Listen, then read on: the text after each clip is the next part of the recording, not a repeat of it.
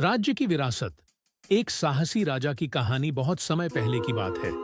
एक सुंदर और समृद्ध राज्य था, राज्यवर्धन। यहाँ के लोग खुशहाल थे, खेत लहराते थे, नदियां मीठा जल बहाती थीं और चारों ओर शांति फैली हुई थी। इस राज्य के राजा थे राजा वीरेंद्र, बुद्धिमान, न्यायप्रिय और साहसी। उन्होंने अपने जीवन का हर पल जनता की सेवा में समर्पित कर दिया था। राजा वीरेंद्र के दो सबसे करीबी लोग थे।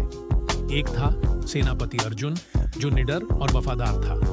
दूसरा था राज्य गुरु समर्पण, जो बेहद ज्ञानी था, लेकिन उसके मन में कुछ और ही चल रहा था। राजा का एक पुत्र भी था, युवराज आदित्य, जो अभी युवा था, लेकिन अपने पिता की तरह साहसी और कुछ कर दिखाने को उत्सुक रहता था। अचानक हुआ विश्वासघात। सब कुछ अच्छा चल रहा था, लेकिन एक दिन राज दरबार में एक गुप्त संदेश आया। किसी ने सेना के अंदर बगावत की योजना बनाई है, और यह योजना राजमहल के किसी करीबी ने ही बनाई है। राजा को बहुत दुख हुआ। उन्हें समझ नहीं आया कि किस पर भरोसा करें और किस पर नहीं। उन्होंने तुरंत सेनापति अर्जुन को बुलाया और पूरे मामले की जांच करने का आदेश दिया। इधर राज्यगुरु समर्पण, जो बाहर से वफादार दिखता था, अंदर ही अंदर खुद राजा बनना चाहता था। वह चालाकी से राजा को ऐसे फैसले लेने पर मजबूर करता जिससे जनता में नाराजगी बढ़े और राजा की छवि खराब हो। बुद्धि और बल की परीक्षा। राजा ने धीरे धीरे महसूस किया कि कुछ गलत हो रहा है।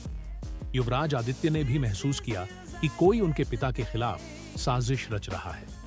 राजा ने गुप्त रूप से कुछ वफादार सैनिकों और सेनापति अर्जुन के साथ मिलकर सच्चाई पता लगाई। तभी उन्हें पता चला कि राज्य गुरु ही असली गद्दार है। राजा को गहरा झटका लगा। उन्होंने सोचा कि जिस पर उन्होंने सबसे ज्यादा भरोसा किया, वही उन्हें धोखा दे रहा है।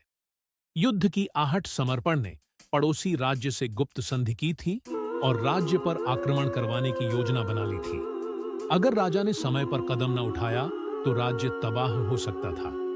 राजा वीरेंद्र ने सेनापति अर्जुन और युवराज आदित्य को तैयार किया। उन्होंने एक रात गुप्त रूप से दुश्मन की योजना को नाकाम किया और राज्य गुरु को बंदी बना लिया।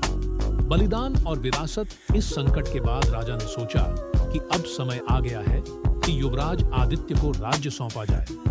उन्होंने सिंहासन का त्याग किया और शांत जीवन बिताने का निर्णय लिया। राजा वीरेंद्र ने कहा, एक राजा का धर्म केवल शासन करना नहीं, बल्कि सच्चाई और न्याय की रक्षा करना होता है। मैं चाहता हूं कि आदित्य मुझसे भी बेहतर राजा बने।